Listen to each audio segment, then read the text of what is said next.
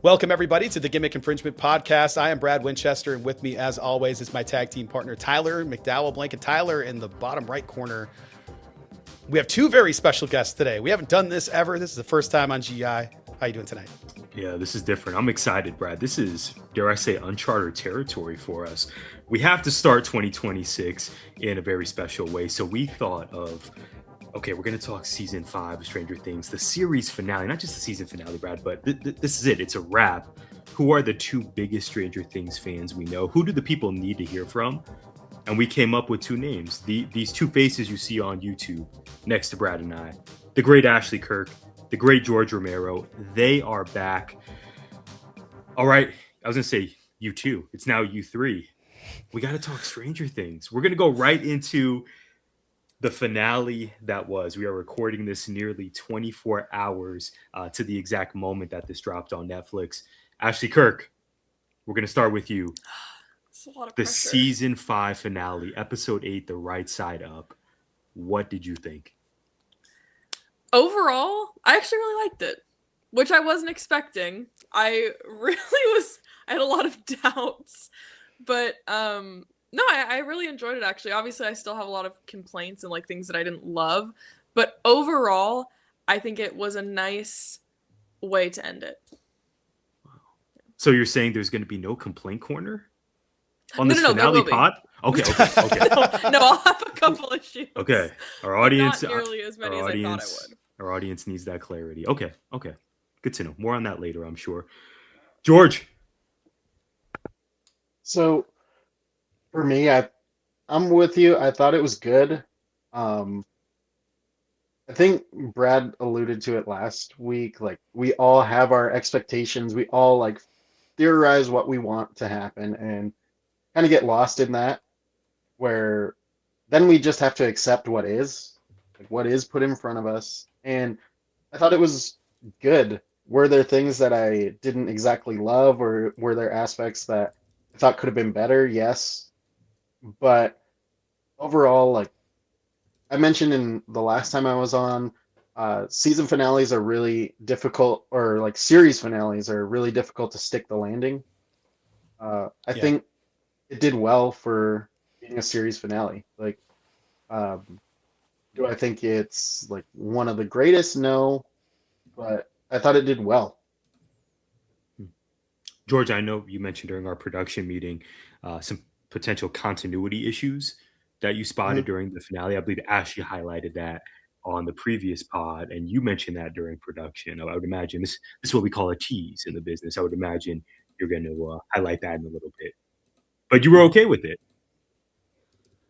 For me, I know sometimes I get like a little bit too analytical, and funny enough, I actually think that some of the viewing experience would be different in a theater as opposed to at home. I know we had talked previously, or like texts, that like about watching this in a theater. I think some of that goes away because you're a little bit more like in that space when you're in a theater. You're just willing to accept more of what's in front of you than when you're at home. You can pause, you can rewind, you can just pick up whenever you want. Yeah, you might be checking. So I you might be actually checking kind your of- phone, and people are calling out some of these issues Yeah. on the timeline. Oh, let me rewind that. Yeah, so I think there are like things that are, I really wish I would have actually seen this in a theater. So I will add that to the finale. Not only just like some visual things, but I do think this finale kind of shows why some things should be put in on a big screen. Yeah, George, you nailed it. The group chat has been popping lately. We got Stranger Things, AEW is coming to town. The Wildcats are playing tomorrow or today when this lands. Bear down. Actually, do you know anyone who saw this in the movie theater? No, I have like 3 friends. Who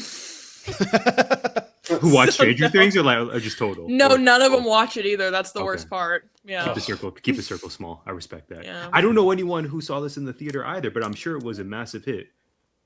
Brad, what say Yeah, you? well, Do we know George? Yeah, you know anybody who saw this in the no, theater? I was going to Certainly say people did. in the group text, it was, I know Brad and I actually like looked up the theater and we were like, these screenings are like sold out. Yeah. Like, but I personally don't even know anyone that went to go see it in theaters. Well, there's about 1 million people in Pima County, and like 4 theaters had it. So you just say 1% of the population wants to go see that. 1%'s not going. So I just think that availability wise, and the other thing too is, let's say you can't get into the theater, right? I don't have a chance of going to see it in theater, but I can go tomorrow. I can go today. Today is New Year's Day. Happy New Year. I don't know that I want to go today. It already happened. And it's one of those things where it's one of those communal events, to your point, that I too thought would have been a lot better in a theater full of people I'm comfortable with. This felt different than like going to, like, more personal than like when Avengers Endgame came out. Going to get to see that with a huge group of people on opening night was freaking awesome, because the theater was packed. Everybody had been going to the theater to see these movies for years. None of us had gone to a theater to see Stranger Things. Many of you, like Ashley, you've been watching for, actually about half your life. This show has been on. And I think you said last episode that you were 10 when it came out. And Yeah, 2016. yeah. And I'll share more about that time period later. It's one of those things that, I didn't grow up watching this. I was in my 30s when it started, but it started in my home. I've watched these kids grow up from my home. They become adults from my home.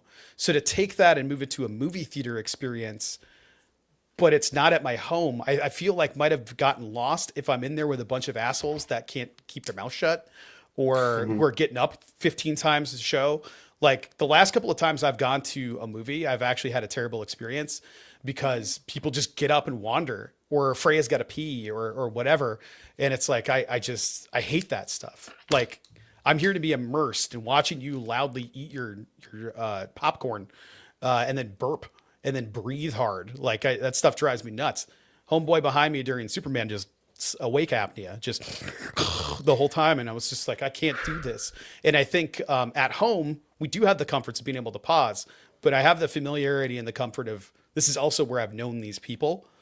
And I have the comfort and familiarity with, I have a really good sound setup and a really nice TV, and I didn't miss it at all because I just turned the volume really loud and turned the sub up a little bit, and we were at home. We were at the theater. I respect a good flex, Brad. Woven into the soliloquy. That was brilliant. Yeah, I my believe TV's actually really cool. It's a crappy TV, but the sound the is sound really nice. system is. And Oh, sorry, and the sound as, system. as soon as I got like even the cheapest of surround sound systems, and I had like a Dura brand. I still have it. It's the one in my classroom. Dura brand surround system. I got that in college, and it was a $45 post Black Friday surround system that still works. You can never go backwards. You can never go like, oh, my next one's going to be less. It always has to be bigger. It always has to grow with you. This one's installed in the walls and the ceiling and stuff, and it's really nice. And I felt like, no, I want to be here. I wish I would have been here it would have been awesome to have you guys over and do it that way. That's the communal experience I think I wanted. Not necessarily in a theater, but I also think that scene would have been amazing in the theater. And hopefully you know exactly which one I'm talking about. Just saying. Actually, you want to jump in? No, I was trying to think of what scene it could be. The really big one. Ty, what are your thoughts? Yeah, I have the one where I was several. right. I just wanted to throw that out. Also, shout out to the Hawkins Police Department, circa my costume in 2017. Brad is 11 was L. Yeah. Brad is killing it with the Stranger Things merch. He brought back the satin jacket. If you're not watching on YouTube, Yeah. It's here again. the satin jacket is back. The mug. This is why he is who we thought he I'm was. so warm. Yeah, I would imagine. Yeah, it is lined. Yeah, but Oh god, it's fleece lined. Yep. they still have them at Target, by the way, Brad. I almost, Extra larges, I think. They have them in all sizes here in Oh, the Valley. I medium's almost real added it to my cart, but then Gotta like, do how am I gonna look matching you on the podcast when you're That the would have been one who- awesome. It would have been like I wouldn't have been FTR. corny. Tracksuits, no. GI unis. What are we doing? Okay. Go okay. pick your. It's really nice jacket. Go pick it up. I'm telling you, Target's making a comeback. They know what they're doing. Okay, my thoughts. The Duffer Brothers landed the plane. This Agreed. 2 hour and 8-minute finale, Yeah. this experience, emphasis on experience, it felt box office to me. I was pretty confident that our entire ensemble would be okay. I expressed this to you, Ashley and Brad, on the last podcast.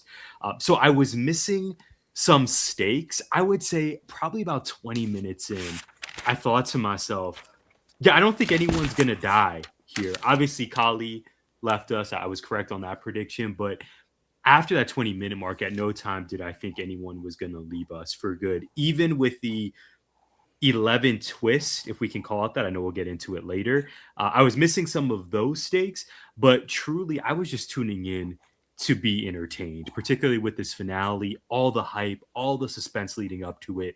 I was entertained throughout. I would imagine, I should say, this experience would translate well to movie theaters, as you mentioned there, Brad, although I did not see it in the theater. Now, I want to say one more thing, and I want to kick it back to Ashley.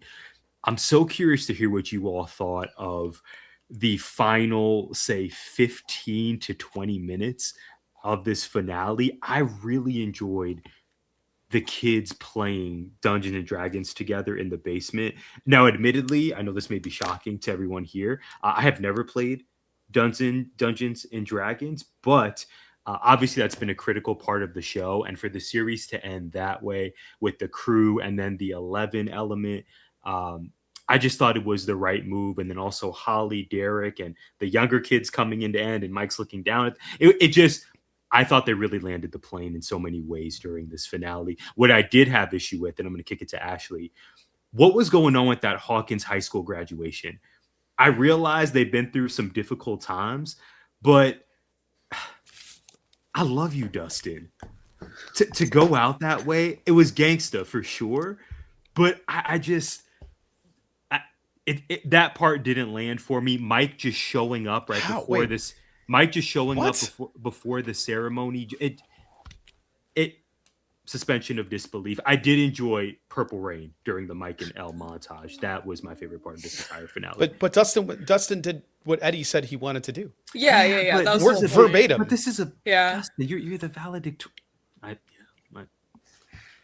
I figured this would be a zag. I own the zag on this one. That's way too teacher brain of you. I was literally going to say, Way yeah, too teacher brain. Ashley Kirk, it's the end of my soliloquy. What say you? Wait, okay, can you guys see this? Is it backwards? Yes, it's It is. backwards. More people. Should have I died. wrote Could have it died. backwards because I All thought it caps. was going to be flipped on the camera. It's flipped for me. Yeah, That's Um, okay. backwards, Yeah, more upside people down. should have died. Yeah, let's talk morbid. I Okay. was... Morbid corner. And I didn't care who it was going to be either. I hated the Steve fake out death on the tower because I knew it was a fake out. I was like, that's too cheap of a death to give Steve. That's ridiculous. Loved that Jonathan saved him though. And then Nancy should have died in that little cavern ravine thingy that she was in. That would have been interesting. I'm so frustrated that the only two people that died, because I'm choosing to believe Mike's theory that 11 is alive. Kali, like seriously, the throwaway character we've had one episode previously of, well, if you're not counting season 5, like, it just, I don't know, it felt so cheap to me to give everyone a happy ending when we've gone through world-ending consequences and experiences now multiple times. How did the entire ensemble cast get out unscathed? Like, that part really bothered me. But for the whole graduation thing, the only note that I wrote about that bit was, how in the hell did Max graduate? Because she was in a coma.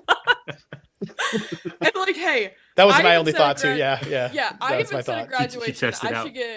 I should get a stole for best academic comeback. I don't think she could have done it. This is I don't think also with like the in couple months. Yeah, 89, that's so there's no online school. That's Yeah, it's not like she hilarious. had credit Yeah. recovery. There's to- no Chromebook. No. That's she's not that's freaking hopping on. I don't They, even know in what fairness, they the might have website's made called. an exception and had her test out just because, half the city hall was split in half and Yeah. everything was blocked off. So maybe they were Under forgiven. military I- lockdown. Like, I love an outdoor graduation though. That has aged well for me in the last 24 hours. I miss those days. I feel like we're getting away from the football field graduations.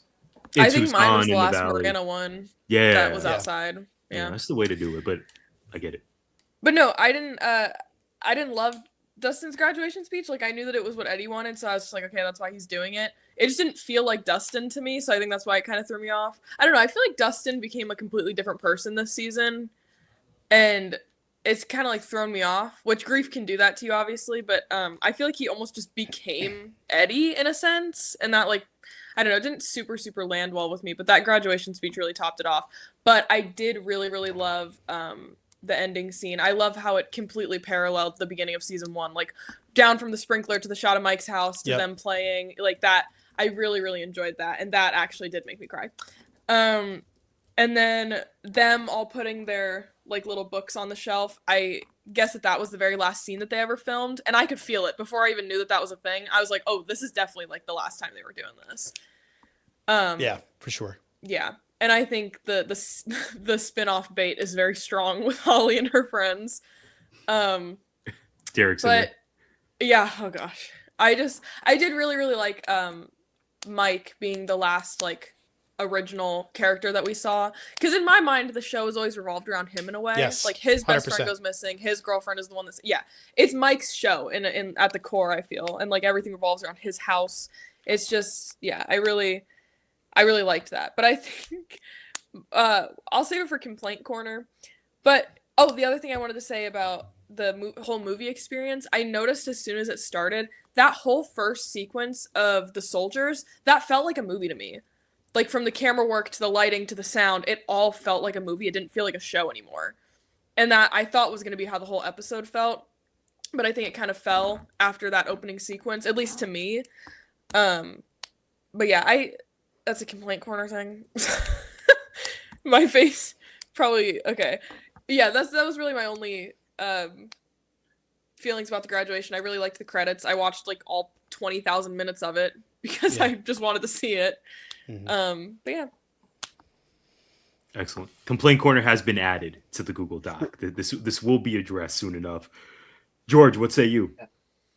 So, I don't know, have you guys, for some reason, I'm like 99% sure Brad has seen the Lord of the Rings franchise.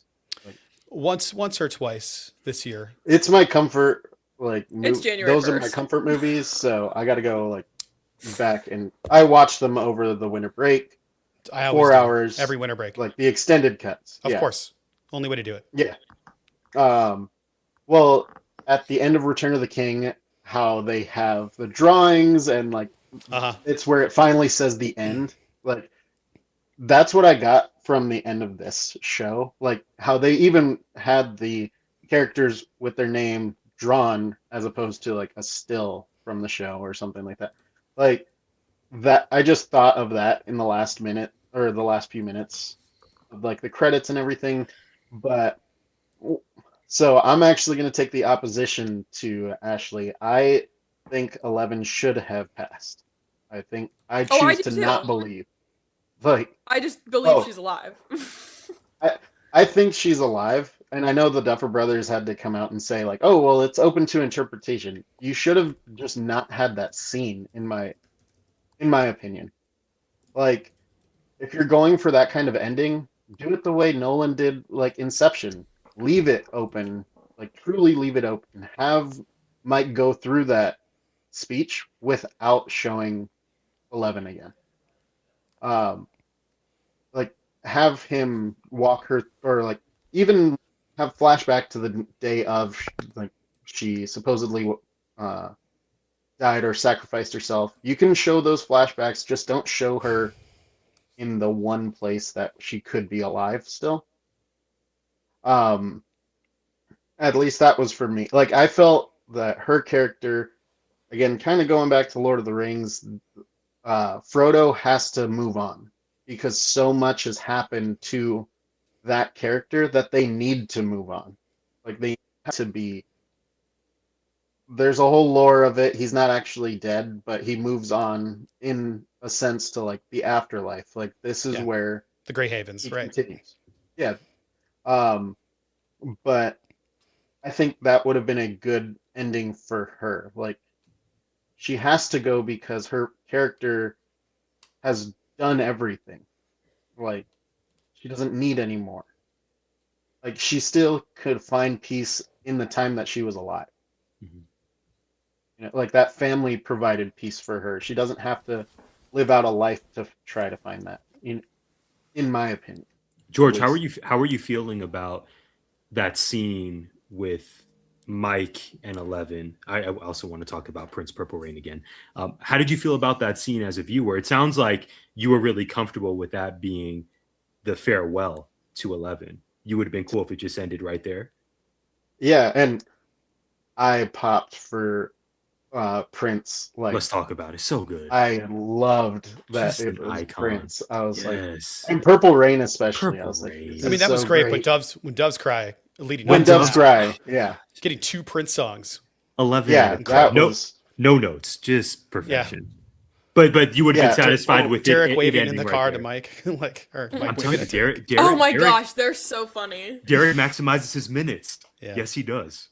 He's a star. yeah, absolutely. I would have been okay with them, like Okay. her allowing Mike to be the one that tells the Yeah, story. that's a from proper then on. send off the way they did that with the Yeah, kiss. And because it okay. also I agree. like I was going back to emotional about what Ashley was saying, like Mike's the main character. You're passing that back to Mike. Like he gets to be the leader. He gets to tell the story now. it. Understood. And as someone that's played D&D, like there's kind of an unwritten rule to D&D. It's called the rule of cool. If something is cool, it can stay in the game. Like it doesn't have to be planned. It just is. So that's also what I got from Mike bringing back the character of the mage. Was it like um maybe this character was meant to be thrown away, but because it's cool and she could help at the very end, you bring him back because your players thought of that.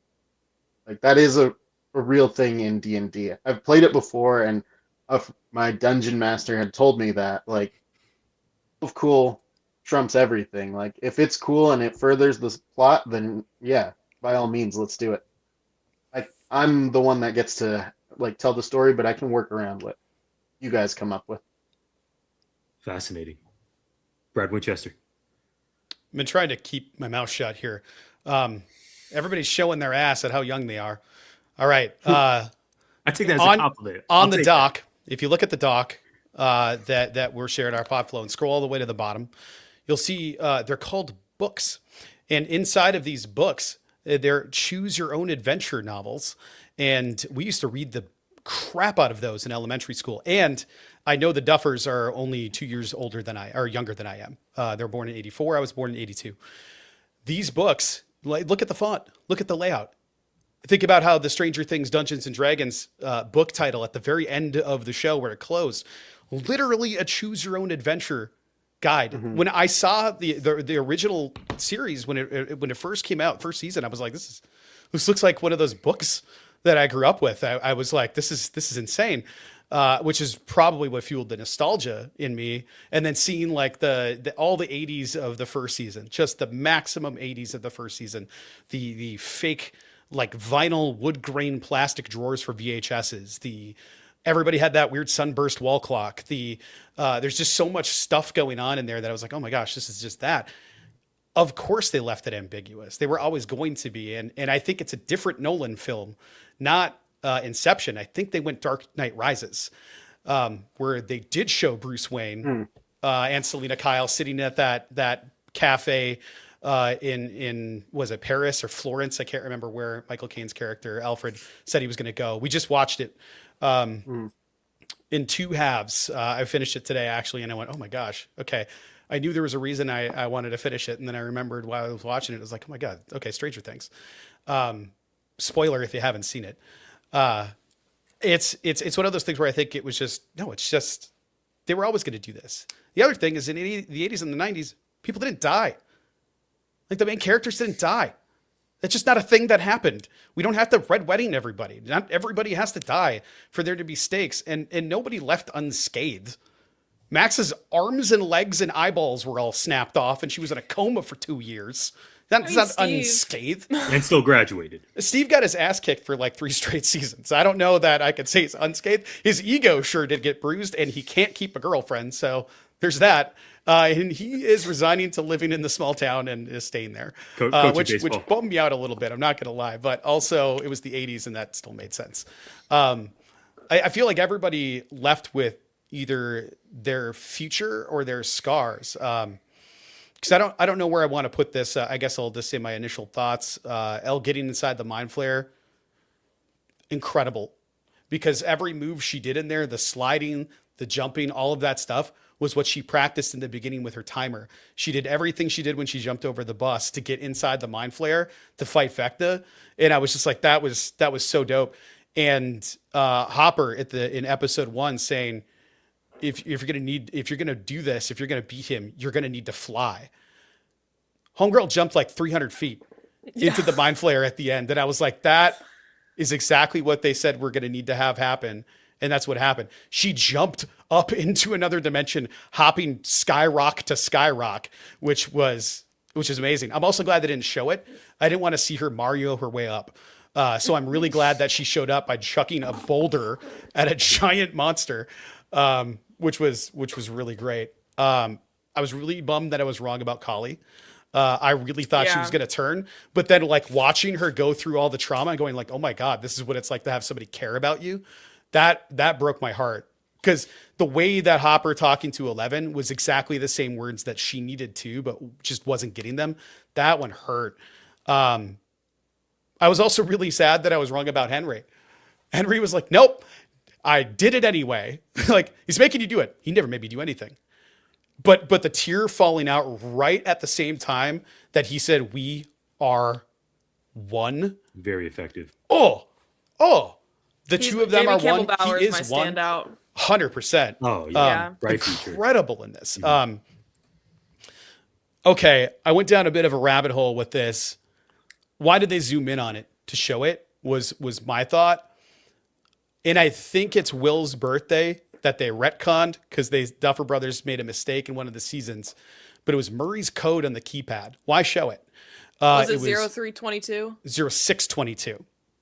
Not they March. made Will's March, I know. But I think I don't know where the 622 comes from, but I know they do a lot of stuff with numerology, angel numbers, crap like that. I mean, really important stuff like that. So the angel number, don't bother. I looked for 100 years on this. It was March, and then they forgot about it in one of the seasons. Yeah, I knew that. The angel number, prioritize family and relationships. It might have been a birthday for Will. So the 0622 is supposed to representing prioritizing family, love, and relationships. So maybe that's all it was. Maybe that's the date they decided, I know they got renewed in July, I think, for the last season of that year of 22. Who knows? It could have just been something totally inside that we don't know anything about, but that doesn't feel like them.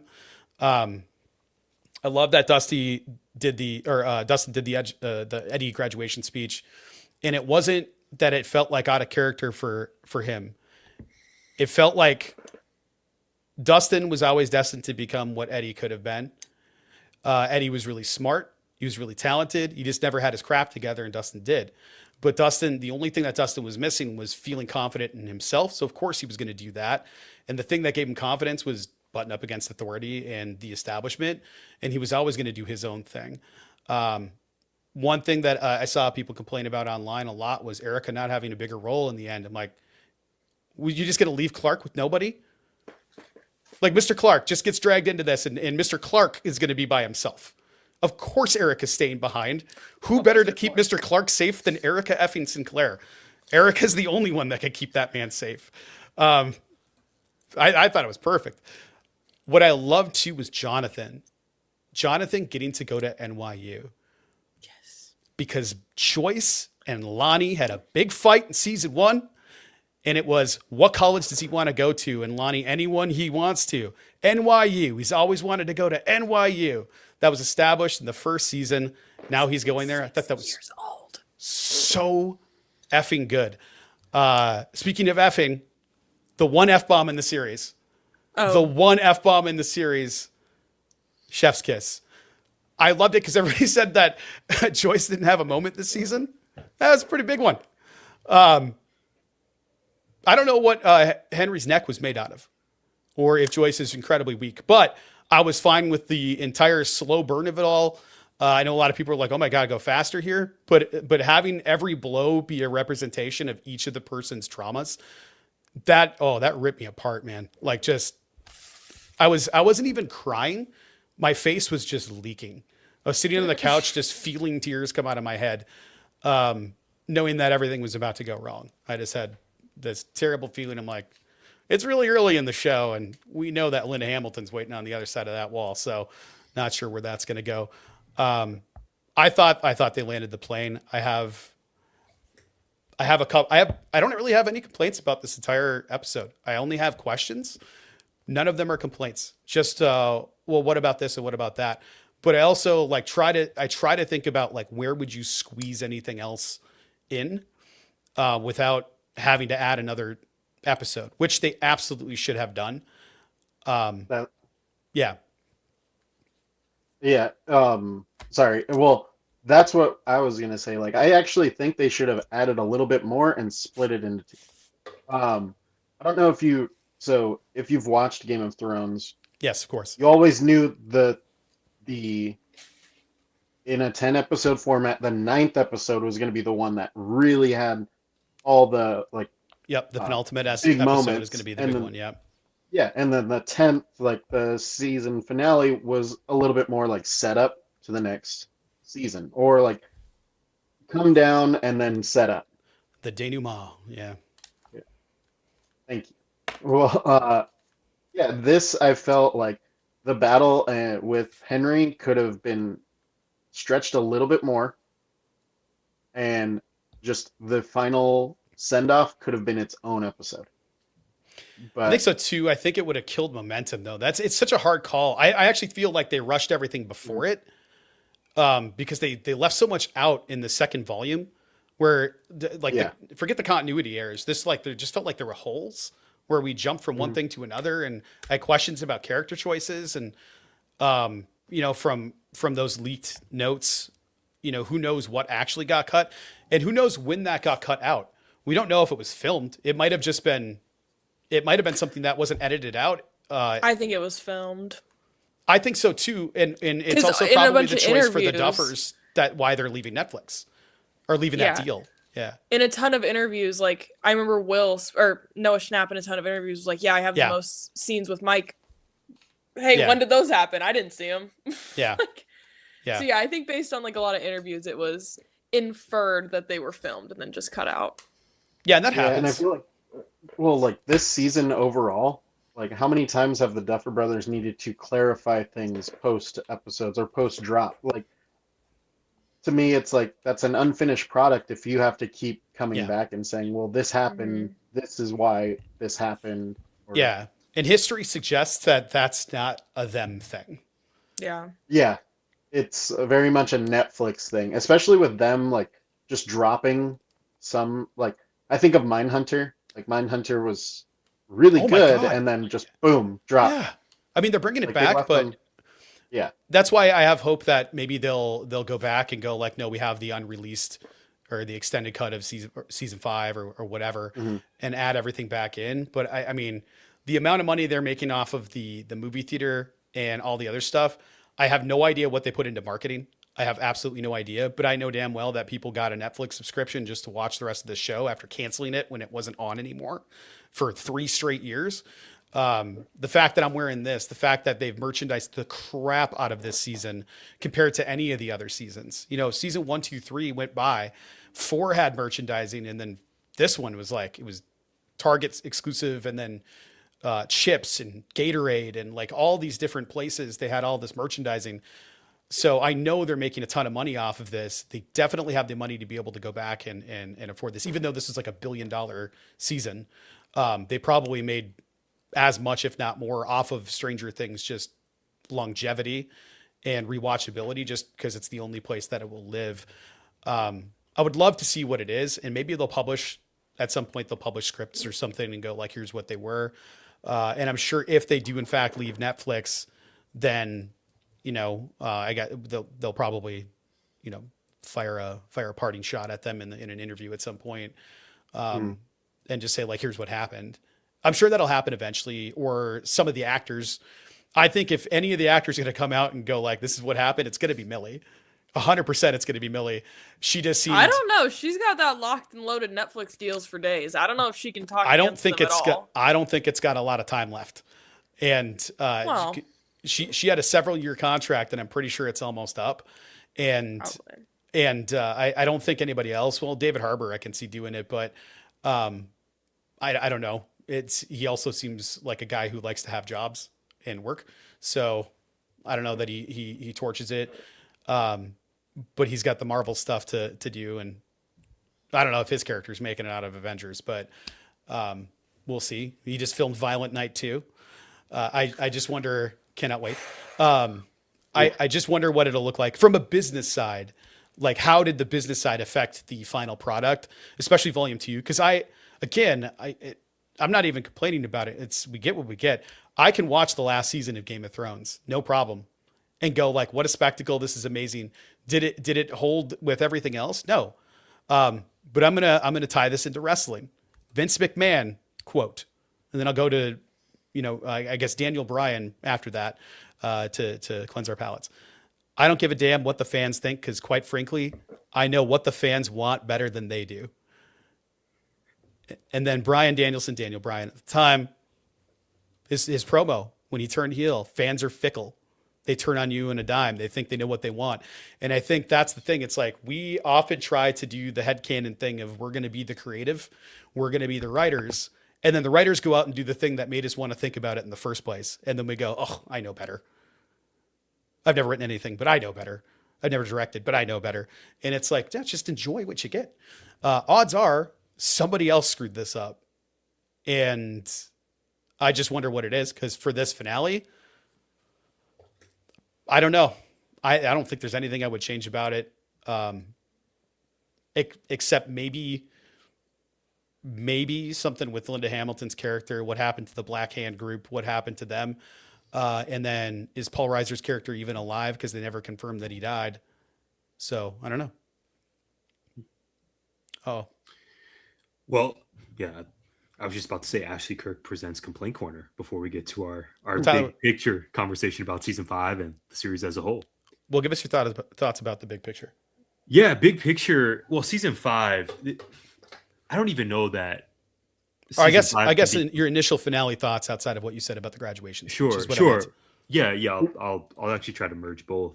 I don't even know that I can compare this to anything in recent time in terms of how the rollout was presented to us around these holidays and really trying to encourage this communal experience that I think all of us have highlighted on this episode or previous podcasts that we've dropped. But by the time we got to the finale of the Right Side Up, I agree with you, Brad. I certainly give merit to what Ashley has mentioned before on air and off air. And George, you and I see a lot of this similarly too. But I thought the plane was really landed by the end of the episode. I did enjoy the fight scene, bringing Vecna down finally, and the mind flare. This is a George Romero appreciation reference. There's strength in numbers, as was the Golden State Warriors moniker from years ago as a suffering Suns fan over here, although they actually are doing really well this year. But just how the group banded together to take down Vecna. Brad, you highlighted Joyce coming in and finishing off Vecna. That was all handled really well. So although by that time I had no doubt all of them were going to survive and make it through. Of course, Elle is a little bit in question here, as we discussed earlier. I thought it was handled well overall. I thought the release of these episodes around these holidays and the Netflix of it all and the Target promotion was incredibly successful. I'm eager to see numbers-wise what the revenue was going to look like because by all accounts, it seems like this finale, completely swept the zeitgeist. I mean, we have college football bowl season happening. We have the NBA. We have the NFL playoffs going on. But my timeline was dominated by Stranger Things conversation from friends and family, from celebrities. It seems like everyone was talking about the show and had an opinion one way or the other. So if I can go back to your wrestling nod, Brad, as long as people have an opinion one way or another, I would imagine the Duffer Brothers and Netflix Co. would deem that a success. You don't want 99% negative feelings, but the fact that everyone seemed to have an opinion on it one way or the other was a sign that this show has made people feel something. And I'll save this for big picture for the series as a whole. This season, this finale brought out feelings in audience members. I think it touched all four of us in one way or another. And to me, that's a sign of, again, why art is so beautiful and why Stranger Things is really a show of a generation. Ashley Kirk presents Complaint Corner. Ashley, we're ready. It's not nearly as bad as it was last time. Also, okay, sorry, this is I've positive. had 3 of these, and it's catching up a little much. Yeah. No, it's not nearly as much as last time. Okay, but that's a positive. I wish, and I know it would have complicated things, and I just think Eleven's death of Hopper killing her would have been way crazier. And I wish it would have been a situation like that where maybe I literally don't know how they could have done it in the same way, but I really, really thought that my jaw, I have jaw, arrow, floor in my notes because it was it was something. I out loud said last night, we were about to do fireworks and I'm sitting on the couch and I go, oh, he shot his daughter. That was, yeah. Floating open-eyed in the tank, man, that got me. I was just get out of here. Once we passed there, I felt better, but that was a high pressure situation. Yeah, because I said out loud, I said, "Oh, he shot the herbicide thing. He's he's gonna poison himself," and then it's her, and I was like, Vecna with these tricks. Jeez. That was crazy. That one really got me. But yeah, that's what I agree with George a lot. I don't think they should have added in the scene of 11 at the end. I think it definitely should have been more up to your own interpretation, because that kind of, in my mind at least, confirms that she's alive, especially because they made such a big deal about when she's standing in the upside down before it goes away. Mike realizes that all those power thingies are there. So yeah, I mean, his logic made complete sense. How could she use her powers? So that was a small issue for me. I just think her death could have been different. What is my other thing? Nancy should have died. I said that. Oh, I thought it was weird how chill Vicky was. I guess she was kind of, freaking out a little bit. She dropped her cereal. Yeah. Yeah. Well, I was talking about, when the lights started flickering. She said, please tell me that's you guys. I actually really like Vicky. I think I like that. I feel like in season 4, in the press rollout, they made it seem like she was gonna be a lot bigger of a character, and then she was barely in that season at all. She was really only in the end of they had seen each other a couple of times. Bigger than 4, at least, yeah. Yeah, I liked that they made her a little bit of a bigger character in this one. Dumb complaint. I hated Nancy's haircut for the epilogue. And I kept telling myself, I was like, I know in the 90s, Princess Diana made it a huge thing to have your hair short like that. That was the move. But I was like, oh, I hated the way her hair looked. But that's just really a picky thing. And her mom. Yeah, that was another. Karen, my goat, they chopped her hair. It's terrible. Yeah, like I said, I don't have too many complaints. I think it's hard with the Stranger Things fandom being so good at finding things and connecting things to not feel slightly disappointed by all of these things that could have possibly been set up. There's a really popular theory with this season that the Mind Flayer was back in Will, and I really liked that theory. Nothing happened with it.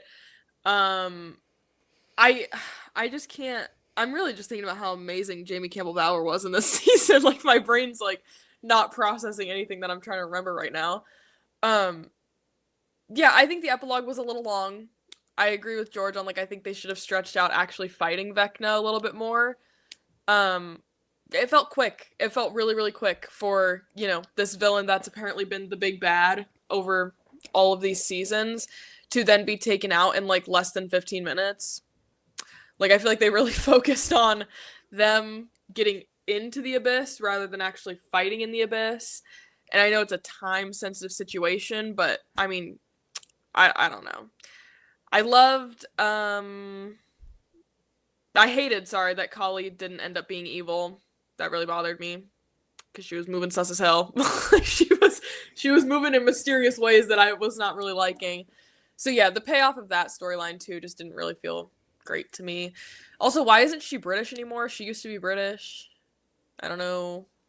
No, she had that same accent. It didn't sound like it to me, at least. Well, she hardly talked. She pulled a Kofi. Yeah. She went full Kofi Kingston on that one, yeah. We love Kofi But Kingston. yeah, I don't have a ton of complaints. Really, just I don't know. Yeah, I really hated that they showed 11 at the end because I was content with her dying too. That's my biggest complaint. I think more people should have died. I liked that everyone had a happy ending. I just think I don't know. That's how I feel about the end. I just feel like it was good, but it wasn't great. I'm neutral. Hot take. I'm neutral. I'm going out on a huge limb here, and I'm neutral.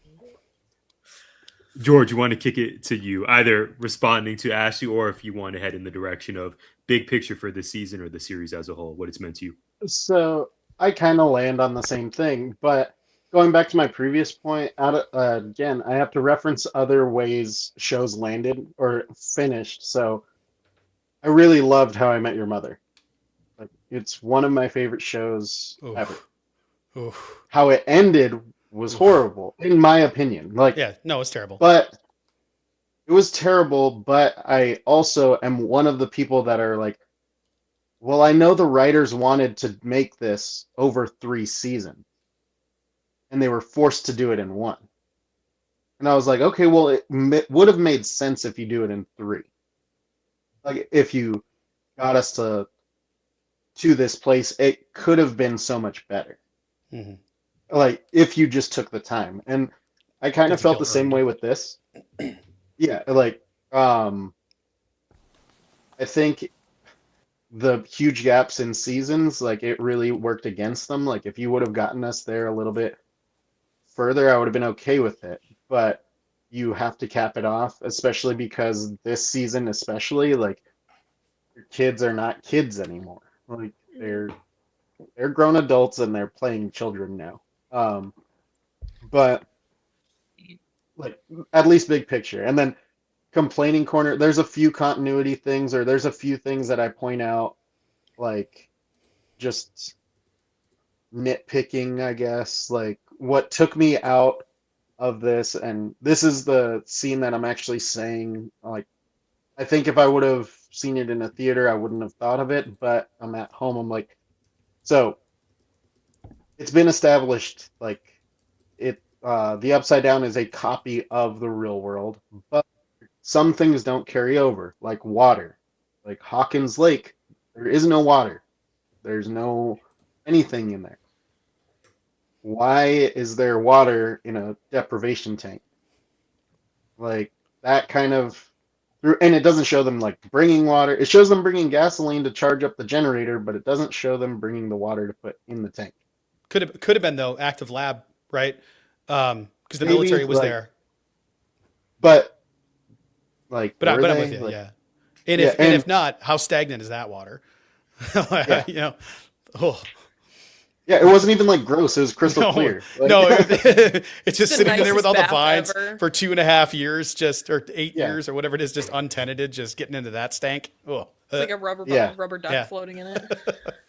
yeah, and so that was one of them. Also, like you said earlier, Ashley, I didn't love the Steve, like, fake out, but I also didn't love that, guys, the sky's collapsing on us. We just went up ladders. No one's gonna try to get down while the sky's collapsing. Yeah, let's all on you. just chill and, like, hug each other and be like, you know what, this is it, I guess. Yeah, or at least, like, rock the antenna to try to, because it's like a Yeah. foot away from the Yeah. guys. Let's try to, like, shimmy it over. That's funny. And yeah, like I said, so it's also been established Demogorgons, Demodogs come from Dimension X or the Abyss. None of them exist when you get there. Oh, they do.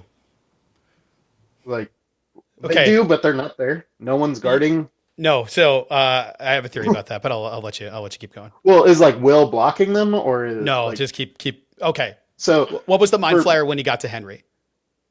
Particles. Particles. Mhm. How did he make a body when he got to Hawkins in season 3? Particles. Particles. Oh No, he wait, melted a bunch season of people. 3? Season Oh, 3, Oh, yeah. season 3. Season 3. he melted a bunch of Okay. people to create a body. That's where the Demogorgons and Demodogs are. That's what the Mind Flare is. That giant body of a thing that attacked them is all the. That's why there was nothing there. I thought like they really should have shown that, but I guarantee that's why we didn't see any of them. He made the body out of like every living thing around to create this giant colossal monster thing that is the Mind Flayer. That is the only possible explanation since he never had a physical form. See, it would be cool if they gave us that. Thank you. That's the part. That was the But- only complaint I had is like show that instead of implying it, I guess. Only if you can remember from what, 2021, 2019? I Something can't like even remember. that. I think it was 2019. Or- 19. Like, Yeah. I think it would have been like, again, if you make that battle scene a little bit better, like, hey, it would have been so cool. They get to Dimension X. They have to fight Demodogs and Demogorgons, and then you just see them start And bats. Yeah. coming together and creating this the Mind Flayer.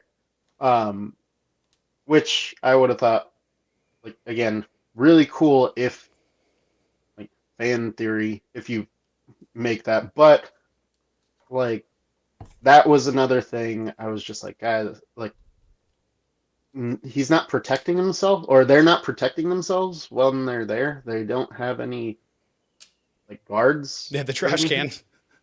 They had Yeah. the trash can with the spikes like Eddie.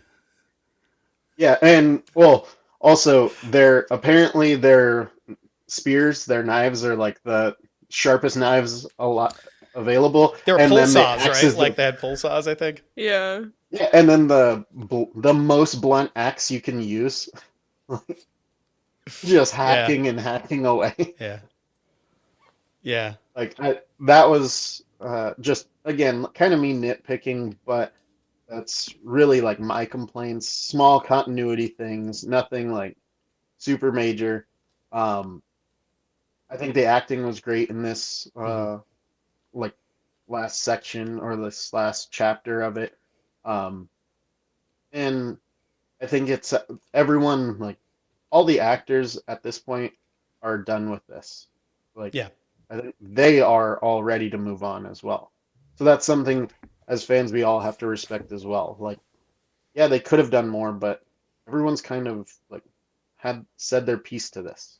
Like, Yeah. they are done. It was time, right? I think the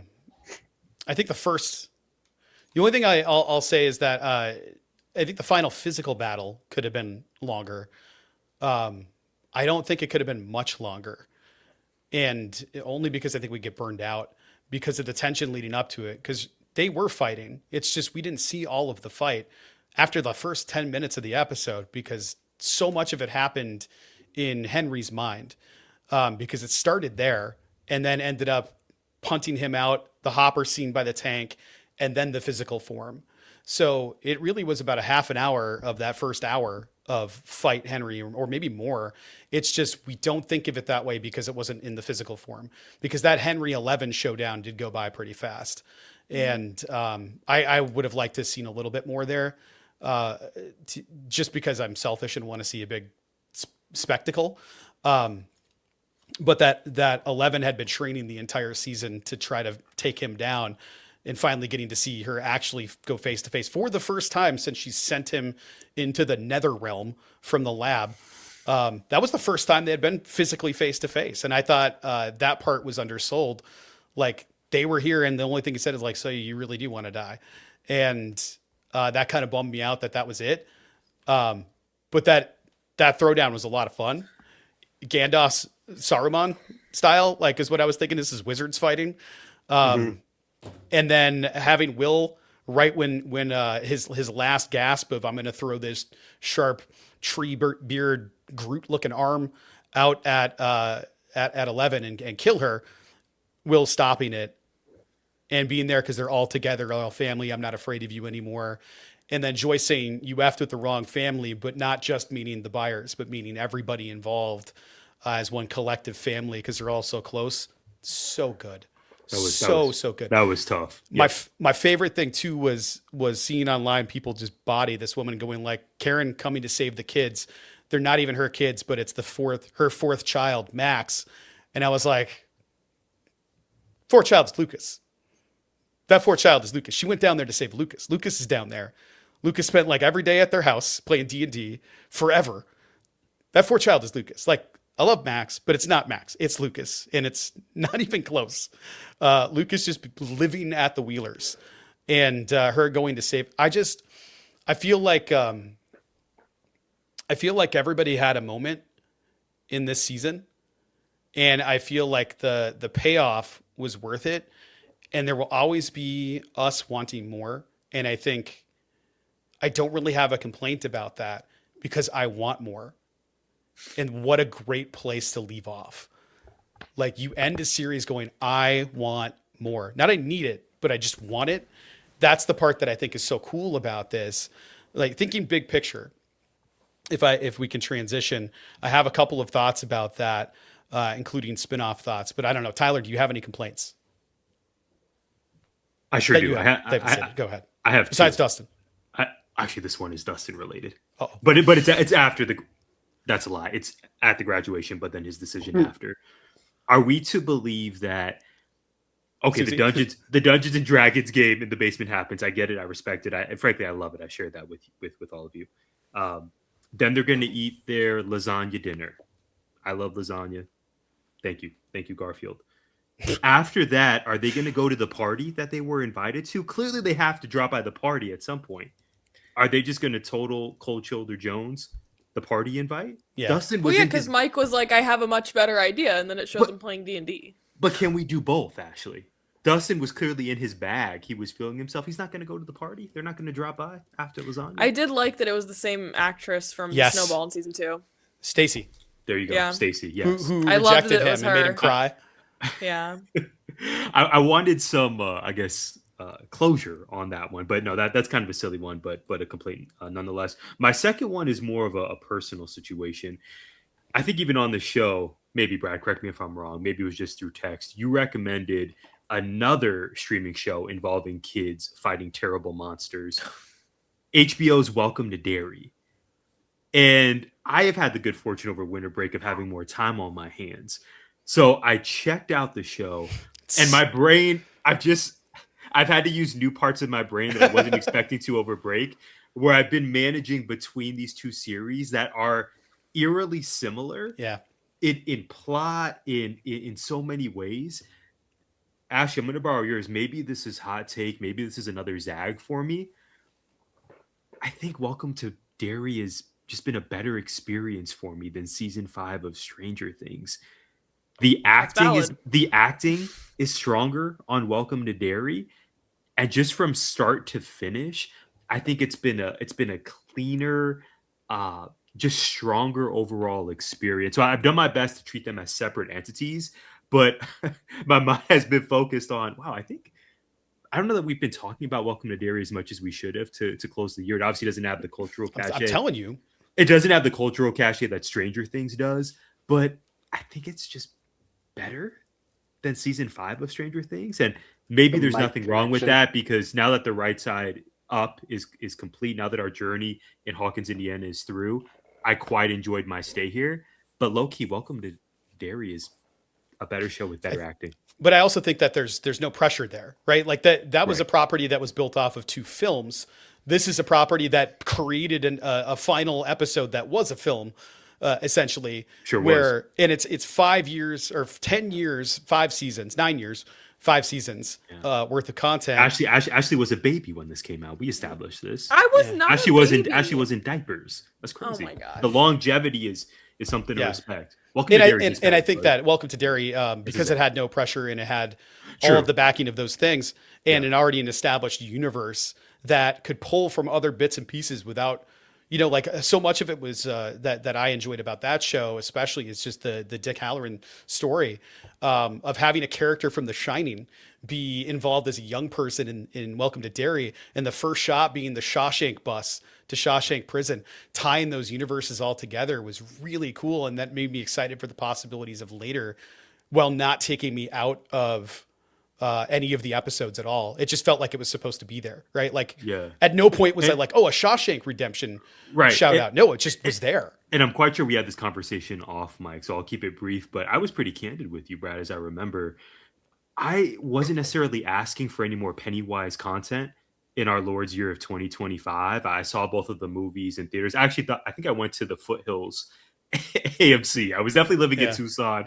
I for sure went there. So I've had my fill it's of just Pennywise. the AMC now. Yeah, exactly. No Foothills. So the Ross was there. Complex. Yeah. The Barnes and Noble. Okay, we've talked about this. If the four of us can put our respective monies together and invest in Foothills, I'm quite sure this has already happened. There's some developer, I think you just said it, Ashley, that's already done this. But that needs to be our life's mission, is resurrecting Foothills. But I think we're too the late. Outlet Mall sucks. Facts. Yeah. It's just, it doesn't give I you work good at energy. AMC Foothills, so I'm George, on board with we you. have our insider. The true complaint corner here. This That's is where the I go. this is the That's true where I go production for movies team. that I care about. Like, I go to Harkins for movies and I'm like, oh yeah, I want to go see that movie. I But love for like Harkins. for all the Marvel movies, for any big movies that I actually care about, I go It's ball out at Foothills. AMC. Yep. Yeah. Really. The Foothills location specifically, or just any Yeah. AMC actually? Or I will drive No, to I ball out the. there. Depends on what I want. If I want to watch a comedy and I want to be in a theater, I'm going to Roadhouse. I will drive and I will get the. You are I will Roadhouse. Is that get the one where you get popcorn. food? Yes, absolutely. Oh, I Yeah, saw it's the the worst bougie movie one. ever at that theater and I never went back. Oh, I saw Once Upon a Time in Hollywood there. I know it's Ooh. apparently a That's good your movie. go-to worst movie ever. That's Because I was like 13, I was there, however old it was when it came out, and it was so gory. Maya Hawke, how did you in that one how did too. you get into that movie? Isn't that rated? my mom, Oh, my Shout brother out. didn't want to go, so she took me. It's a Shout out, Miss Tarantino Kirk. movie. Like, you're gonna I love it or hated hate it, it. though. I Tarantino's. hated Yeah. it. It was so gonna make you feel gory, and something. I had nightmares about it for the longest time. I hated that movie. wow. Yeah. So in conclusion, I was not eager for Pennywise content, but when Brad gives you a recommendation, you need to take it with a certain level of seriousness. The man's not just going to recommend, any content flippantly. So I watched it, and you prepared me for this, Brad. It's so similar to Stranger Things, although we have Vecna versus Pennywise, the killer clown. But I just thought the performances. I mean, and it's less shade to the cast of Stranger Things. They did their thing. I think all of us have given kudos to them, as we should. I just was really impressed with the cast of Welcome to Derry. A Just lot how of that relative unknowns and newcomers. yeah, too. how that It's show really was good. cut, Very much how like it's Stranger been, Things. how it's been released. But again, that's a me thing. Stranger Things, they landed the plane the right side up. This show has meant a lot to me, and I know it's meant a lot to each of you, which we'll get into. George Romero. I also think, like, if you just go back to big picture, like Netflix, you got kids watching Netflix. Like, Yep. That's like more of a family platform. HBO Max, you have the freedom to kill off a lot of people in really gory ways. Yes, Like, extreme. Like- I do have Freya. Freya does have HBO Max on her Kindle, and she does have a kids profile. yeah, Welcome to Derry, even for myself, like, I think it's the second or third episode, I had to, like, pause and step away because I was like, it's intense. this is a lot. Yeah. Like, There are some moments that are just but I really There's a lot. enjoyed the show, and there were stakes to that show because Certainly. people Okay, knew we're going to talk anyone about could this. die. We're going to have an app where we break down Welcome to Derry. I think Ashley would love it because Yeah. characters die In terrible ways. often, And it's shocking. I There's haven't- a and gory. flying haven't demon seen it. baby that rips a Ash- child in half. Ashley would love Hey, it. Literally from the spoilers. first episode. Also, yeah, it's I incredible. haven't You'd love seen it. it, You'd love but it. Yeah, you would Jaden's really brother like it. and dad have been watching. You it. would We'll love pass it. by and So it's many on in the people living room. die. You're gonna get hooked on Yeah. it. Checks all of your boxes. Did you finish it, Anyway. Ty? No.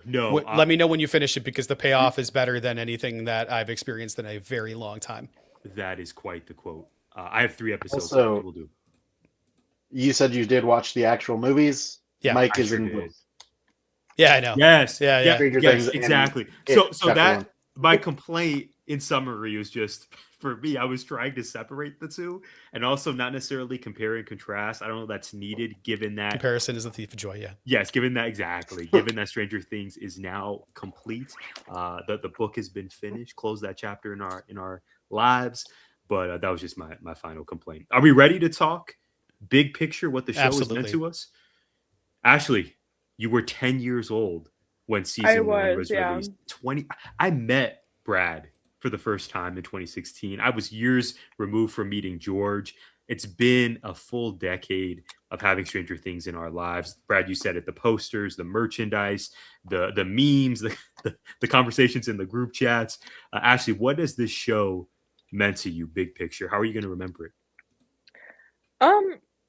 I don't I don't think I'm gonna remember it in any way because I think I'm never gonna stop watching it, so that's never gonna like be a memory. Yep. I'm so scared my computer's gonna die. Sorry, that's why I'm like frantically plugging and unplugging cords. I thought you were just processing the reality that No, the I'm show was trying. done. My I get that. charger just isn't working for some reason, and I didn't realize that. So now my computer's like on the verge of death. But no, I love Stranger Things. It's obviously meant a lot to me. I don't know. I think it's always gonna be a part of my life, like through social media too. I still follow a lot of the actors. Like it's never gonna be out of my mind, I guess. And it is like a show that I love to rewatch. So I think it was overall really great. I love the show. I think it's one of the best shows I've ever watched. And I don't necessarily care if I didn't love the finale because I loved the rest of it. I can get over if like the finale wasn't my favorite. George. Yeah. As Ashley's having computer issues, I'm having headphone issues. My headphones just died on me. But no, so Oh God, Ashley's on Is top of the this kids. Vecna? Is Vecna? Has he reemerged? What? so It was all going. The light slow. starts It was good flickering, until- I'm gonna It was freak good out. until it wasn't. If the light starts flickering, this is a wrap. Yeah, we're out. Yeah. sorry It's if great knowing you. my audio's not great anymore, but I definitely think this show, actually, to me, again, I think I have to go big picture. It put Netflix on the map for me, I would say. Like, because I have to go back. Yeah. I was 22 when this came out first. Like, streaming services, to me, I feel like they were just starting, and this set them apart. Like, this is the one, to me, like the one Netflix original that became of appointment viewing when it came out. Like when it dropped, I wanted to really, that continued until it actually should have ended. Like I said, I really loved Mindhunter, but it didn't actually end. It just stopped. And I feel like that's what like Stranger Things is to Netflix. Like I will always link those two because it was such a like a pillar of this company. Like it became synonymous. Well said, George. I don't know if the color branding is intentional, but when I think of Netflix, when I see the red N, when I see the logo, the first property I think of is Stranger Things. Just like you said, you're not alone. I don't think that's by accident. Yeah, I think it is by accident, but the red anyway, because they probably, I can't remember, season 1 they had a combination, and they do it for every title, right? It goes from red to white, and then to translucent, and then it always zooms into the chapter title. It's the I'm with you. I think as a legitimate streaming company that's making original content, this is the show that made me go, oh, I got to tune into Netflix. They're making really good stuff, because they had some stuff out there, but it wasn't this. This just surprised everybody. This was, I mean, big picture. I mean, Netflix took off because of this show. This is Comedy Central getting South Park and The Daily Show roughly at the same time, even though it was Craig Kilborn with The Daily Show and it was really bad. It's sort of like that flagship program that keeps an entire thing afloat so that they can go do other things. Is Comedy Central that now? No. But it's what helped keep them going, because they were about to shutter and then South Park happened. And I think Netflix wasn't doing great, but Stranger Things happened, and then boom, multi-billion-dollar company. And it's because of the other content. But to your point, their business model of let's just make a season, see what happens, and who cares if we cancel, that really pisses me off. Kind of the opposite way of what Max does, which is we're going to green light stuff. We're going to leave it up to executives that actually have no idea what good content is or what people want. And then we're going to go run with stuff that people don't want, like, The Flash, but we're going to put what is it, Coyote versus Acme, which was filmed and done. This was a Wile E. Coyote live action, but like with animated Wile E. Coyote law drama where he's suing Acme for all the injuries. And apparently it's effing hilarious. And they were like, no, The Flash. We're going to do The Flash. Batgirl was entirely shot and filmed with Michael Keaton as Batman before The Flash was finished. Threw it in the vault. When you put it in the vault producer's style, it's gone forever. You legally are not allowed to take it out because you filed for like basically bankruptcy because of a film. So if you ever take it out, you're violating like tax laws. And I don't know that those movies could ever come out because of those reasons. And Netflix doesn't seem to do that. They seem to greenlight shows. They get traction by a very cult fan base and don't have the patience to wait to see what will happen later. And then they just cancel it. They go, well, the numbers weren't very good, but sometimes it takes a while. Some like Stranger Things was entirely word of mouth. This show grew. It didn't just get hammered in our faces like this is going to be a show. This is the next thing you need to watch. It was like, holy crap, did you guys see Stranger Things? I know you have Netflix because there's only one streaming service at that point that anybody was watching, right? Like I think it was HBO, which was maybe HBO Max, but I think it was still HBO Go or something. Yeah. Yeah. And then we had Netflix. And I think that this show growing spontaneously is why it gained such a following. It was 2016. This show came out a few months. It was July. In October, we were expecting Freya. And this show has been literally a part of her entire life. And for her to sit down on the couch and watch it with us, scary parts and all, I'm so glad that the ending happened the way it did. Because, George, to your point, kids are watching Netflix, but we watch this together. I will not be watching Welcome to Derry with Freya. I want to enjoy pickles. Like, if you know, you know. It's just this. It's this whole thing. But I will say that somebody said I can't get this out, and I started going OUT, and I popped myself. Please watch Welcome to Derry. If you're watching this and you're a fan of Stranger Things, please go watch Welcome to Derry. I promise you won't be disappointed. But maybe catch the first two It movies first, just so you'll appreciate it more. Now, big picture wise, we have spinoffs, at least 2 that we know of, 3 technically. One already exists. One is going to exist shortly, and then the other one is in the works. Stranger Things Tales from 85. I don't know how they do that. Showing like a Demodog or whatever that thing was that looks slightly different in the animated trailer that takes place between season 2 and 3. All I could think is like, but they weren't here. They've been gone, and they established that in the show that there hasn't been anything. So how are we going to pull that off where they're chasing after creatures in 85? So I'm really excited to see what they do with that, to make us go like, oh yeah, this definitely makes sense. We get more of the kids and their story without truly getting more. And I'm okay with that. Jurassic Park did that, or Jurassic World did that with the animated stuff on Netflix, just to kind of build out that world. I'm hoping it goes the same way that Star Wars did with Clone Wars and fills in some gaps and some narrative holes that makes us all go, oh, this is really cool. And then maybe they can do that from 80, maybe we get a Stranger Things 86, 80, 87, whatever, and fill in all those narrative gaps. I think that could be really dope. The second thing is the show that we don't have a title for, that is, according to the Duffers, definitely Stranger Things. I can't say anything now, but you'll know. So I'm excited to see what that's all about. Maybe that's the Black Hand and all the lab stuff. Or maybe we get a spinoff of a referenced character that was never in the show, because those character stories are done. Who knows? I don't know what'll happen. And then the other thing is that we have the Stranger Things, The First Shadow, going to London. And I know it'll be on the West End. I imagine that that's where they'll film it. At some point, we're going to get the Stranger Things First Shadow on film, the way they did with Hamilton, the way they did with Newsies. I love a filmed Broadway stage version of a show. I would much rather watch that than a movie adaptation, personally, if it's a play that exists, versus let's just make it a series, because I think that tampers with the live action of it all. So I'm excited to see that if they decide to do that, because I know they're on limited runs for these things. So we'll see.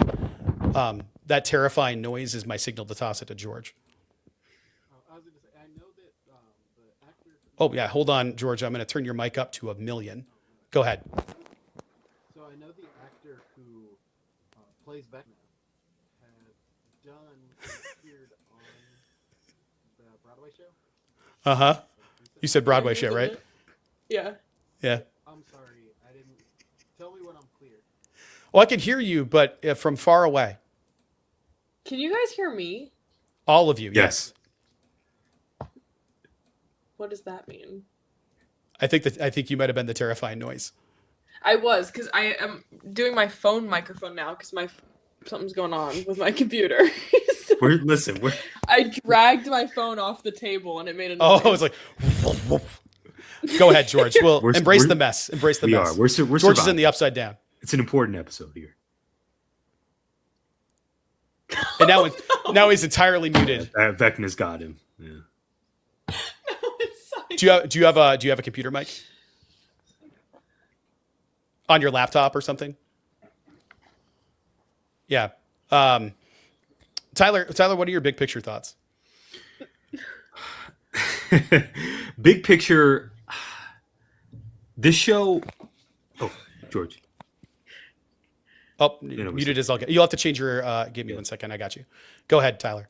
Yeah, no, I think this show, and you obviously couldn't plan for this, but the show existing over the decade that it has, I think that is what contributes to how much affinity we feel for it. The years of 2016 to 2026 have not just been pivotal in my life. I think this is true. Age 33, I'm sorry, 23 to now I'm going to be 33 in our new year 2026. There's just a lot that you have to go through as we've documented on the podcast, those tumultuous 20s as they were. Lots of highs, some lows, but you just make it through. The fact that this has been a constant, and it's been a show that a lot of friends in my life, even my family, even my parents, well, my mom could care less about the show. She's not really into it, but my dad has become a huge fan. So again, I think it's really special when we can have these communal experiences with the preponderance of apps that we have, and how just as a country, one could argue we're as divided as ever.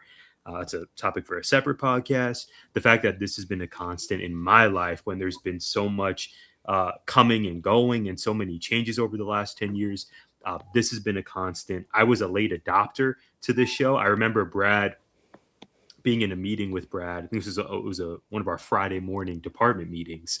And I want to say you had on a shirt or a jacket, or maybe it was even a mug. I don't remember much. It was a yellow shirt that said mornings are for coffee and contemplation. Yeah, exactly. There we go. We finish each other's sentences now. Look at that. Yeah. This is very, very promising for 2026 and the podcast. I see a wedding on the horizon. Yeah, maybe so, right? If we're not going to get well, actually, no. Hopper and Joyce, we have a wedding there. That was a great scene that I really loved. That ends us. It was amazing. Yes. They're engaged. Can't believe I forgot to mention that. Anyway, this show has existed during a really pivotal time in my life, and it sounds like perhaps that's something the four of us share. Brad, you mentioned the arrival of Freya. She descended from heaven and joined us here in Arizona. Ashley going from, I won't do the diaper joke anymore, going from 10 years old to literally entering your 20s. Hopefully it's fun. It gets better. And then George, obviously, he was about to share before Vecna came in and stopped that. But this show existing at the time that it has, and for it to be a communal experience, when I think it's so important that we have those opportunities. Obviously, COVID happened during this time. Like, there's just so much that's gone on personally and just as a society that I'm grateful this has existed. And the fact that we're on this podcast as four fans of this show, just discussing not only immediate thoughts to the finale, but what it's meant to our lives and how it's just provided entertainment and just led to a lot of camaraderie. So I'm always going to have an affinity for this. And to Ashley's point, the fact that this show now exists in a time where there have been so many memes and gifts created from it, maybe unlike shows of previous generations, or I'm thinking of the shows that I hold dear that are coming of age, Saved by the Bell, Fresh Prince of Bel-Air, so on and so forth. This show exists in a time where there have just been hundreds of memes and gifts created. And Brad, you mentioned the t-shirts and the satin jackets are all over Target, that I think it's going to age really well. And I'm excited to continue having conversations about this show, hopefully in the years to come. One of the things that I think I want to take away from this, and maybe this is a big picture thing too as well, is Winona Ryder. I don't think we can talk about what happened there enough. She was the only really, I would say, truly established, uh, famous actor that was on the scene. Matthew Modine certainly is an established actor. Funny enough, watching Dark Knight Rises and seeing the end of that and having it be kind of open ended, Matthew Modine, I completely forgot, is a lieutenant in that movie. He's the lieutenant for the police department, and I just forgot because he didn't have the white papa hair. And watching him, yeah. Uh, It's like a tick. I'm sorry. good lord. Um, yeah, it's one of those things that I think her career was dead. It was DOA, and her getting this spot, and the Duffers going like, we want a well-established '80s actor to come in and play a character for our show and be a mom to these kids, who has the scene presence to be able to just be kind of manic and frantic in damn near every scene, but also have like love and tenderness at the same time. She was so effing good throughout. To hold that level of like panic for just straight years of shows is crazy. And to always feel like she's bringing that energy is like, I can't even say enough. And I'm just so thankful that we got her back into Hollywood. Having Beetlejuice 2, and just hopefully we see more of her in the future. David Harbour, getting a prominent role in the show, kind of springed his career to life, getting main character shows, even ones that didn't work. He was the best part of that terrible Hellboy movie, far and away. But like, nobody remembers that he was in the Avengers. Yeah. Just guy in background, clean shaven. He had like a one line part, I think. It's just so strange to think about those things. The careers for these peaks. Finn getting It Chapter 1 or Part 1, as a young kid in It, and having a direct tie to Welcome to Derry is pretty incredible. We all know what Millie Bobby Brown was able to do. Millie Bobby Brown in I was just thinking Godzilla. She was in that second Godzilla film. Which Have you guys watched anything else she's been in? I have not. Enola Holmes, and then Yeah, I can't watched remember what it was. Damsel. Is it And the I electric watched the Enola electric Holmes. factory or something like Yeah, that? the one with Chris Pratt. Yeah. I've not seen her in anything. I'm a novice. Yeah, She's she's been been good in Damsel, and she's good in Enola Holmes too. I like the fourth wall stuff in Enola Holmes. Yeah, It's a lot of fun. I think she's really good at that. But I really liked her. I thought she carried the emotional weight for the entirety of that Godzilla movie, it's a Godzilla movie.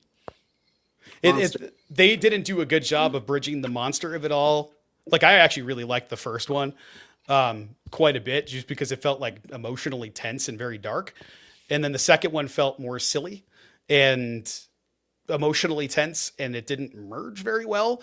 And I thought she acted her butt off in that movie. I want to say it was around the season 3 time, because her hair was about the same length. But it was, really good. I just think the careers of everybody involved, hearing the name, like, go back 10 years, Duffer Brothers. Do they have a coffee shop too? Like, that doesn't mean anything. And now it's, the Duffers are doing something. It's kind of like the Russos. The Russos are doing something. Winter Soldier is what got them the Avengers, and the Winter Soldier is my favorite of the MCU movies, just because it's so good as a standalone film, where it's just a tense spy thriller, and you don't have to do the Marvel of it all. That movie rules. But it's those people coming out of this, the longevity, hopefully, of all their careers. Getting to know that Gaten and Sadie and other actors are doing Broadway stuff, have done Broadway stuff, but are now doing acting. Broadway. Yes. I think Gaten is or was. I know Sadie went and did John Proctor recently. Yeah, but she's also been, in Academy Award winning films. She was in The Whale, and She was in that? yeah, Brendan Fraser I was didn't like watch that. it. Brendan Fraser Yeah. was like, she is an unbelievable, incredible actor, and she might be the best actress I've ever worked with. That's saying something, man, because that dude won the Oscar for that role, and for him to be like, yeah, she's better than all of us. George, There's go a ahead. chance- Sorry. I was gonna say she's in that. She's gonna be in Brand New Day. Oh yeah, Spider-Man. Yeah. And apparently, like, if some rumor stuff is true, she Uh-huh. could be springboarding like the X-Men franchise. Like, Yes, please. so Sheesh. Future Yes, is please. bright. I want to see Yeah. her as a superhero. I think she'd be really good at it. I think she'd be really good at anything. She's an incredible actress. I think she'd be Yes. really awesome as Jean Grey. Yes, 100%. Yeah. But yeah, again, Broadway. Before I left and came back, Vecna showed up. So I'm actually thinking they're gonna drop the actual stage production of the first Shadow shortly or soon because Vecna came back and showed up in Broadway. Yeah. I think they might have filmed that and then now they're just ready to put it on. And maybe that's the project they were referring to. Yeah. Mm. That's what I thought, at least for this. I know they said the whole like kids. Well, they said there's going to be a spinoff, and it's going to be somewhere in this. And a lot of people are saying it's the kids playing, and they like that might be the spinoff. To me, that's a little too Tiny Tina from Borderlands for me. Yes. Like. Yeah. Game I know within a exactly what game. you're saying. Yeah. Like, I think it should be somewhere like far off. Like, we never really expanded like what happened in Russia and how like Demodogs got there and how like. Well, they kind of Hawkins did. They alluded to it, well- but they never said it because when they were leaving underground under Starcourt, they had the giant cages there. Yeah. Well, They didn't say how they I tranked mean, them or like, anything. Hopper in like Russia. Like, what if like Hawkins was just a portal? Yeah. Or if there's multiple, especially. So I actually think the Easter egg for going forward was Henry Krill finding a piece of like a meteor or something, and that seeping into him. Apparently, they knew what that could do beforehand because they were studying it. Like, Well, that's from What the if first Shadow. yeah, that's the Yeah. first Shadow, and I don't know about that shard or whatever. That's the part that I'm not sure of. I I I think had the same that thoughts. is actually going to be like what the spin-off is. I hope so. Like, go back earlier to explain more. What if Area 51 wasn't Area 51 with aliens? It was just the upside down rift. Mm-hmm. I'd be down. Like That would explain why it's in the desert, right? New Mexico, all of that. Yeah. I think just a show about Henry would be super cool. Yeah. I would enjoy that if we went back into like 50s and stuff, and it'd be fun because I mean, I think it'd be hard because one of the freaking many complaints online was like, oh, why does no one ever mention that they went to school with Henry? Like, oh, if the first Shadow's canon, then how do you explain that none of them ever mentioned that they went to school with Henry? I heard that as well. I don't know. I think that it would be interesting to explore those characters younger, but I also don't think you'd have to. I think the draw of just having Henry as a main character would be enough, and you could, create a bunch of side characters, and we don't need them to have Harrington or Wheeler or anything as their last name. They can just be other people that went to that school. Yeah. But I think that would be enough of a draw if it is about Henry. Well, and that's the other question I had too, is like, why was he out of high school? He killed his family when he was a little kid.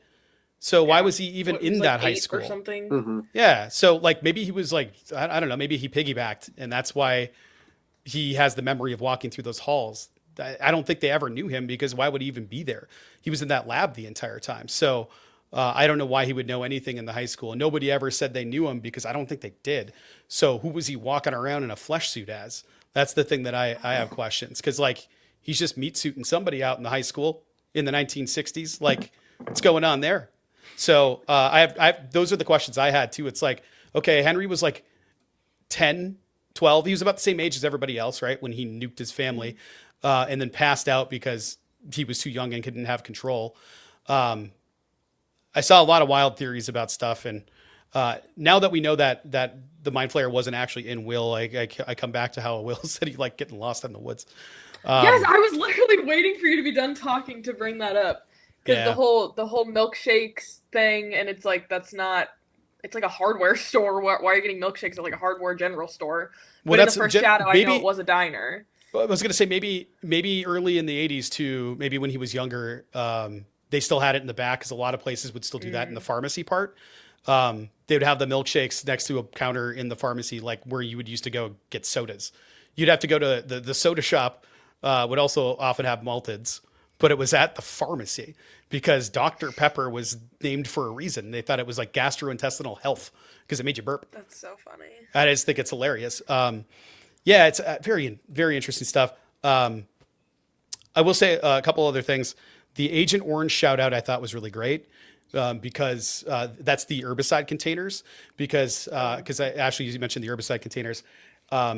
He talked at length about it in season 4 when he was in prison right before they fight the Demogorgon about how they sent him over to Vietnam. They told us it was just herbicide.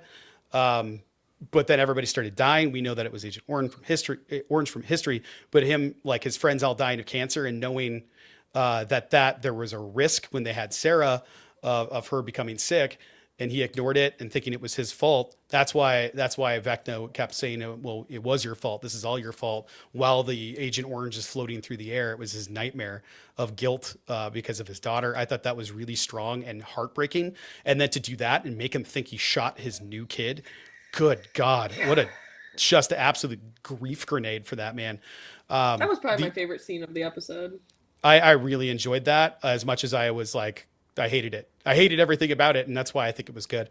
I didn't mind the epilogue. I think George spot on with the Return of the King reference earlier. That epilogue and the Return of the King felt very much like what this one was. Let's close all the individual character stories off. The part that I'll come back to it in a second. By the way, I'm just going through what we missed. I think the epilogue, I know not everybody liked showing 11 at the end. I think they had to because they showed everybody else. Because we didn't get a flash forward necessarily. We were just getting the idea of what that was going to look like.